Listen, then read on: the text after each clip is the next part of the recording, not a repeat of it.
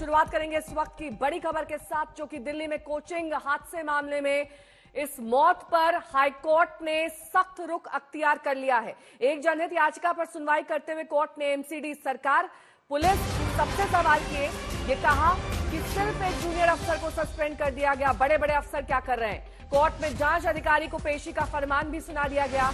Court ने कहा कि दिल्ली त्रासदी का इंतजार कर रही है, जांच अधिकारी सक्षम नहीं है तो इसे केंद्रीय एजेंसी को भेज सकते हैं। यह भी कहा कोर्ट ने कि एमसीडी के पास कोई प्लान ही नहीं है, वो जानते ही नहीं है कि नालियां कहां कहां हैं, यहां सब कुछ अव्यवस्थित है। कोर्ट ने कहा कि एमसीडी अफसर नहीं गिरफ्तार हुए और पास से गुजर रहा राहगीर गिरफ्तार हो गया।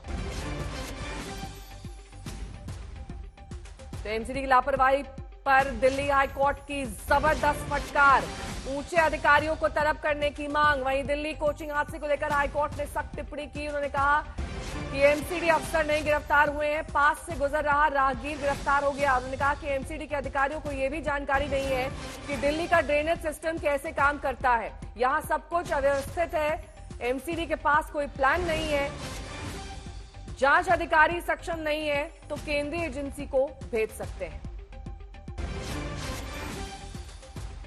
नालियां अगर ढकी थी तो ढक्कन क्यों नहीं लगाए गए, वरिष्ठ एमसीडी अधिकारी दफ्तर से बाहर क्यों नहीं निकलते। श्रेया चैटर्जी मेरी सहयोगी जुड़ गई हैं तमाम जानकारी के साथ। श्रेया, दिल्ली हाईकोर्ट की बेहद सख्त टिप्पणियां, और जिस मामले को हम लगातार उठा रहे थे कि छोटे अधिकारी तो नब जाते हैं लेकिन बड़े अधिकारियों का कभी नाम नहीं आता, वो जांच के दायरे में नहीं आते हैं, आज हाईकोर्ट ने इस पर भी संज्ञान लिया है। बिल्कुल, हाईकोर्ट की तरफ से एमसीडी को बहुत बड़ा फटकार। एमसीडी को सीधे शब्दों में कहा गया है जूनियर ऑफिसर्स पे एक्शन लेने से नहीं चलेगा, सीनियर ऑफिसर्स को बोलिए कि मौके पे जाए, जायजा ले सिचुएशन का और फिर उस पे एक्ट करे। 2 दिन में ड्रेनेज सिस्टम को साफ करने का निर्देश दिया गया है, एनक्रोचमेंट्स हटाने का निर्देश दिया गया है। कल एमसीडी कमिश्नर को खुद बुलाया गया है कोर्ट पे। इसके अलावा दिल्ली पुलिस को भी फटकार। दिल्ली पुलिस से पूछा गया है कि आप सड़क पे चलते एक आदमी को गिरफ्तार कर लेते हैं, क्या अब तक एमसीडी से कोई भी अफसर गिरफ्तार हुआ है या नहीं। इसके अलावा बहुत सख्त शब्दों में ये पूछा गया है कि जुरिस्डिक्शन कितना है। जब भी ऐसे कोई केस कोर्ट पर पहुंचता है, डीडीए कहता है कि एमसीडी की जिम्मेदारी है, एमसीडी कहता है डीडीए की जिम्मेदारी है। किसी को भी हाईकोर्ट ने इस बार सुनवाई पे नहीं छोड़ा। एक तरीके से सरकार को भी कहा है कि जब आपके पास लोगों को सैलरी देने का पैसा नहीं है, आप फ्रीबी कल्चर कैसे चला सकते हैं। जल्द से जल्द कैसे इस पे इन्वेस्टिगेशन हो सकती है, उस पे एक्शन लिया जाए, नहीं तो या तो लोकपाल या तो सीबीआई को इस मामले में जांच की रिस्पॉन्सिबिलिटी सौंप दी जाएगी। एमसीडी के पास कोई प्लान नहीं है, ये कोर्ट ने कहा है। इस प्लान के मद्देनजर अगर देखा जाए, ठीक है मैं लौटूंगी आपके पास, वकील क्या कुछ कह रहे हैं सुन लेते हैं।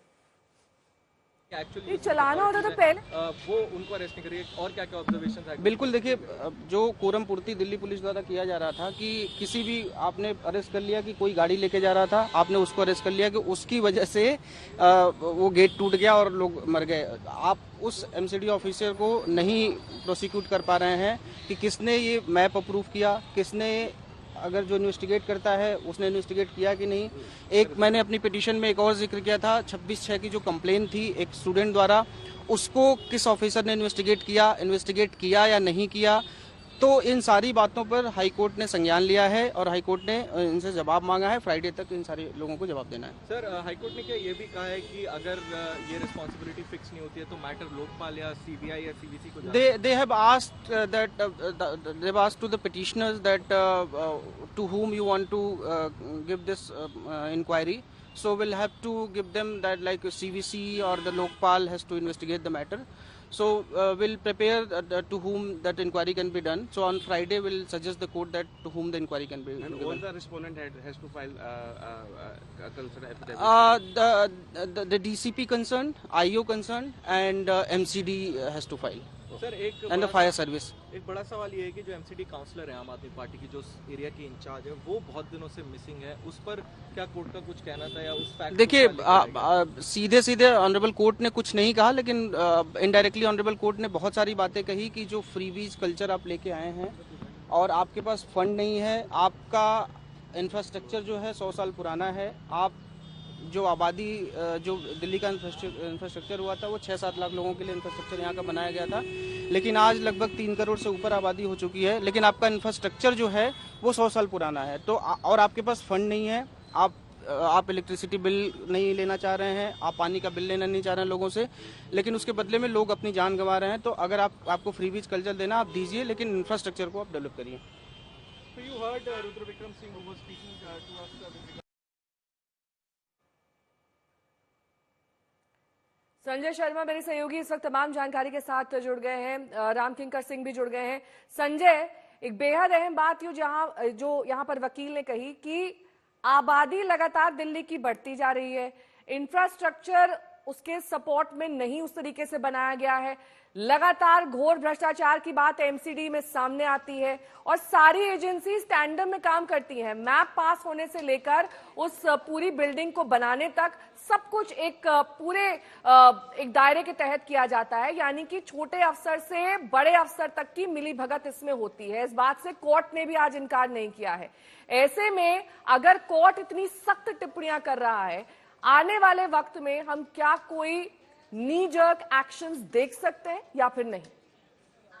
कोर्ट जिस तरह से सारी एजेंसियों को आईना दिखाया है कोर्ट ने, वो चाहे दिल्ली सरकार हो या फिर एमसीडी हो, दिल्ली पुलिस हो, जांच में लगी तमाम एजेंसियां हो, कोर्ट ने सबको आईना दिखाया। उन्होंने कहा अपनी शक्ल देख लीजिए।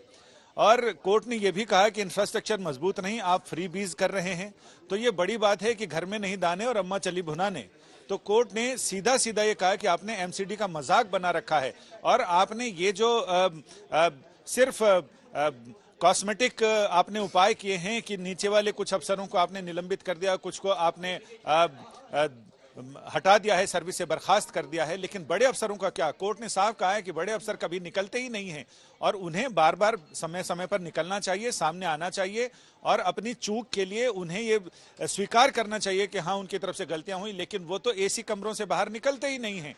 तो कुल मिलाकर कोर्ट ने बहुत सारी चीजें ऐसी कही हैं जिससे अगर इन लोगों को थोड़ी भी शर्म होगी तो ये आगे आकर काम करेंगे।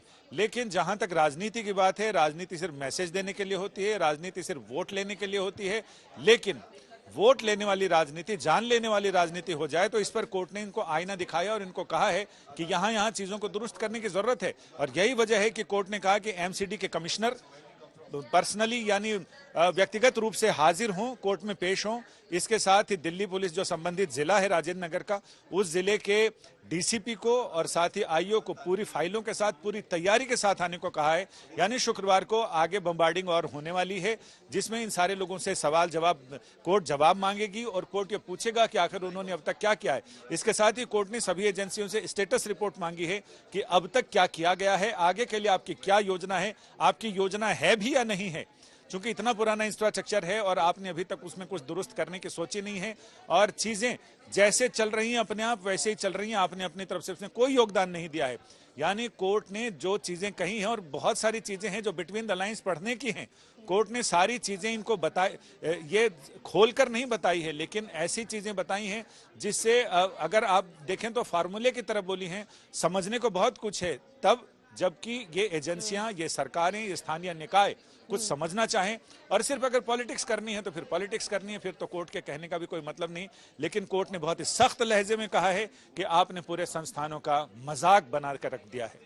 सिर्फ एक दूसरे पर आरोप प्रत्यारोप का दौर चलता है, इस बात का भी जिक्र यहाँ पर कोर्ट ने किया है। राम किंकर सिंह मेरे सहयोगी जुड़े हुए हैं तमाम जानकारी के साथ। राम किंकर, हमने उस दिन भी देखा था जब बुलडोजर एक्शन हो रहा था, एमसीडी के लो लेवल के अधिकारी मौजूद थे, आला अफसर कोई नहीं पहुंचा था वहां। इस बात का संज्ञान आज हाईकोर्ट ने भी लिया। उन्होंने कहा है कि आला अधिकारी जो बड़े अफसर हैं ऐसे मामलों में खुद क्यों नहीं जाते हैं?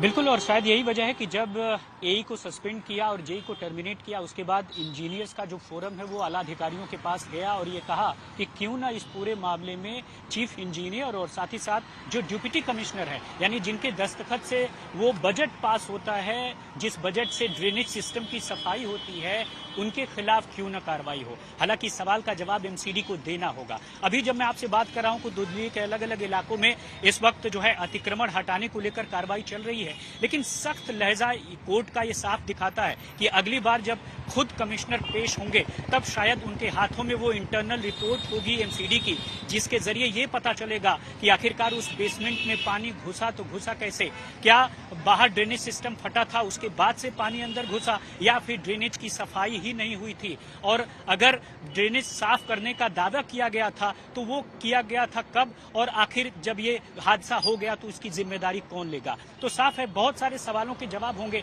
लेकिन ड्रेनेज सिस्टम का खास बात मुझे लगता है कि हाईकोर्ट की टिप्पणी के जरिए एक साफ तौर पर मैसेज गया है कि दिल्ली के ड्रेनेज सिस्टम जो कि दशकों पुराना है, अंग्रेजों के जमाने का है, उस पर सोचने का वक्त आ गया है। और जैसा कोर्ट ने कहा है कि वह इस पूरे मामले में बिल्कुल देखेगी और एक तरह से स्ट्रक्चर भी बताएगी और एक खाका पेश करेगी, और शायद एजेंसियों को इसीलिए उनके मुख्य नुमाइंदों को बुलाया है कि वह एक खाका पेश करें कि आखिर आगे क्या होगा। तो दिल्ली का इंफ्रास्ट्रक्चर, बहुत सारे राज्यों से प्रवासी यहाँ आते हैं, बोझ बहुत ज्यादा है, लेकिन सीवरेज सिस्टम और साथ ही साथ जो पानी का स्टॉर्म वाटर का सिस्टम है वो सब कुछ आज इसलिए चुनौतीपूर्ण हो गया है क्योंकि पॉपुलेशन का काफी दबाव है, लेकिन इंफ्रास्ट्रक्चर के लेवल पर दिल्ली का जो स्थिति है वो राजेंद्र नगर के हादसे ने पूरी तरह से बता दिया। शायद यही वजह है कि हाईकोर्ट को लगा कि अब वो वक्त आ गया है जब साफ तौर पर कुछ न कुछ बहुत सख्त कार्रवाई करने की जरूरत है। और मुझे इसीलिए लगता है कि कभी कमिश्नर को नहीं कहा जाता पेश होने के लिए,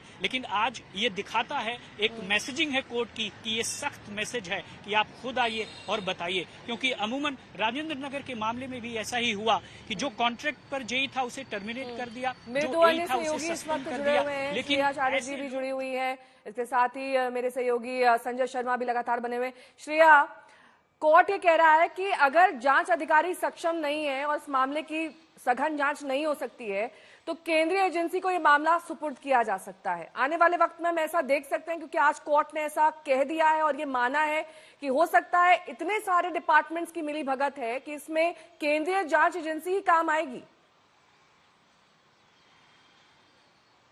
देखिए ये बिल्कुल पॉसिबल हो सकता है। इसका दो रीजन है कि लोकल जो एजेंसीज है, चाहे एमसीडी हो चाहे डीडीए हो, बार बार जब ऐसे घटनाएं घटती है, क्योंकि ये पहली बार नहीं है कि बिल्डिंग नॉर्म वायलेशन के कारण किसी की जान गई है, कई दफा ऐसे मामले को लेकर पेटिशनर्स कोर्ट पहुंचते हैं। इस मामले में कोर्ट को यही देखने को मिलता है कि एमसीडी अपनी जिम्मेदारी डीडीए को देती है तो डीडीए अपनी जिम्मेदारी एमसीडी को देती है। कई मामले में इतनी कंफ्यूजन है कि कोचिंग सेंटर्स वाले भी कहते हैं कि कहीं हमें एजुकेशनल इंस्टीट्यूशन के रूप में परमिशन लेना होता है तो कहीं हमें कमर्शियल बिल्डिंग के रूप में परमिशन लेना पड़ता है। इसी कंफ्यूजन के बीच जब एक पॉलिटिक्स चलते चलते लोगों की मौत हो जाती है, तब कोर्ट एक तरीके से फटकार लगा रही है और ये साफ कह रही है कि अगर आप जिम्मेदारी नहीं ले सकते हैं, क्या क्या एक्शन अब तक लिया गया ये नहीं बता सकते हैं, तो ये जांच और पूरा इसकी जिम्मेदारी हम सौंप देंगे सेंट्रल एजेंसीज को। साथ ही साथ एमएचए को भी हम कहे जाएंगे कि इस विषय को लेकर क्या करना चाहिए। अगर पेटिशनर्स की तरफ से आप देखोगे तो पेटिशनर्स का साफ कहना है कि राजेंद्र नगर एरिया में जो सीवर लाइन है उसको एमसीडी की तरफ से बंद करवाया गया, उसमें मार्केट चल रही है, कमर्शियलाइजेशन हुआ और इसी के चलते इस एरिया में बार बार वाटर लॉगिंग हो जाती है। तो ये सारी कंफ्यूजिंग एक स्थिति में कोर्ट हो सकता है कि अगर शुक्रवार नोटिस में जवाब मिलने के बाद संतुष्ट ना हो तो या तो लोकपाल या तो सीबीआई को इस मामले को सौंपने की जिम्मेदारी उस दिन की तस्वीर दिखा देते हैं, क्योंकि वहां से गुजरती हुई जो एक गाड़ी थी, इस सीसीटीवी में कैप्चर हुई थी, इस फुटेज में ये कहा गया कि उस गाड़ी से जो पानी का डिसलोकेशन हुआ और यही वजह बना इस त्रासदी का। ये देखिए वही ये थार जीप, ये वाहन वहां से गुजरता है, पानी का मूवमेंट होता है और अंदर की तरफ बेसमेंट की तरफ ये तेज धार से पानी बहता है, जिसकी वजह से 3 छात्र डूब जाते हैं, उनकी जान चली जाती है। संजय शर्मा मेरे सहयोगी जुड़ गए हैं, तमाम जान। संजय, अब कोर्ट ने भी ये मान लिया है कि सिर्फ एक गाड़ी के मूवमेंट से इतना बड़ा हादसा नहीं हो सकता। जाहिर तौर पर आपने वहां जो ड्रेनेज था उससे सिल्ट नहीं हटाई, जिसकी वजह से पानी इस कदर जमा हो गया कि नीचे बेसमेंट में दाखिल होने लगा और आप अपने स्टूडेंट्स की जान नहीं बचा पाए। ये कोर्ट ने भी मान लिया है। आप किसी और के सर ढीकरा मरने का आपने ठेका नहीं ले रखा है, चाहे वो जांच एजेंसियां हो एक दूसरे पर, चाहे वहां से गुजरती हुई गाड़ी हो। पिछले 10 साल को देखें तो दूसरों के सिर ही ठीकरा फोड़ा जा रहा है और जिस तरह से बात की जा रही है उससे तो ये लग रहा है कि सिर के बाल काटकर मुर्दे का वो बोझ कम करने की कवायद की जा रही है। एक गाड़ी के गुजरने से ठीक है थोड़ा बहुत पानी जा सकता है, क्या इतना पानी जा सकता है? लाखों लीटर पानी, और वो 1 मिनट में, जिसमें कि 3 मिनट के अंदर तो इतना पानी भर गया था कि लगभग 2 आदमी उसमें समा जाएं तो पता ना चले। इसलिए ये कहना गलत है कि सिर्फ वाहन गुजरने से ऐसा हुआ, इसमें वो तमाम लोग शामिल हैं। कोर्ट ने भी ये कहा है कि फ्री बीज देने के चक्कर में आपने अपने इंफ्रास्ट्रक्चर को बर्बाद कर लिया है। इंफ्रास्ट्रक्चर को आबादी के हिसाब से अनुकूल करने के लिए कुछ नहीं किया गया है और यही वजह है कि कोर्ट ने एमसीडी कमिश्नर को बुलाया है और उनसे ये पूछने को कि आखिर अब तक आपने क्या किया है। जो एमसीडी की मेयर ये कह रही थी, दिल्ली के मेयर, कि दिल्ली को हमने पूरी तरह से साफ कर लिए हैं, इस बार लोग मानसून का आनंद लेंगे। शैली ओबरॉय को हमने सुना था, शैली कह रही थी कि पूरी तरीके से दिल्ली के ड्रेनेज सिस्टम को साफ कर दिया गया है, डीसिल्टिंग कर दी गई है। इस तरीके से कैसे लगातार पल्ला झाड़ लिया जाता है सिविक एजेंसीज की ओर से, ये साफ हो रहा था, लेकिन आतिशी किस तरीके से लगातार आरोप लगाती आ रही है, सुनिए। दिल्ली के लोगों को और देश के लोगों को ये भरोसा दिलाना चाहती हूं कि जैसे ही पूरी इंक्वायरी रिपोर्ट सामने आएगी और अगर इन अफसरों के अलावा और कोई भी अफसर जिम्मेदार पाया गया जिसके अपनी ड्यूटी ना करने की वजह से इतनी बड़ी त्रासदी हुई, चाहे वो अफसर एक जूनियर अफसर हो, चाहे वो सीनियर मोस्ट व्यक्ति हो, किसी को भी बख्शा नहीं जाएगा। उन पर सख्त से सख्त कार्रवाई करी जाएगी। संजय सिंह और हर्ष मल्होत्रा, कैसे आरोप प्रत्यारोप का दौर अब इस पूरे कोचिंग इंस्टीट्यूट मामले पर चल रहा है, सुनिए। तो हम तो अपनी रिस्पॉन्सिबिलिटी खुद से फिक्स किए बैठे हैं, दिन रात मेहनत करते हैं, काम करते हैं, लेकिन जो एलजी के साथ मिलकर भाजपा साजिश कर रही है उसका क्या करें? उसके लिए लड़ाई लड़नी पड़ती है, लेकिन लड़ाई लड़के काम केजरीवाल जी ही करा सकते हैं, आम आदमी पार्टी ही करा सकती है। 9 दिन तक वो एलजी के घर में अपने मंत्रियों के साथ धरने पे बैठे रहे। किस लिए बैठे रहे? किस लिए बैठे रहे? मोहल्ला क्लिनिक के लिए, घर घर राशन की डिलीवरी के लिए। तो आप मुझे बताइए, कैसे आप अकाउंटेबिलिटी फिक्स करना चाहते हैं?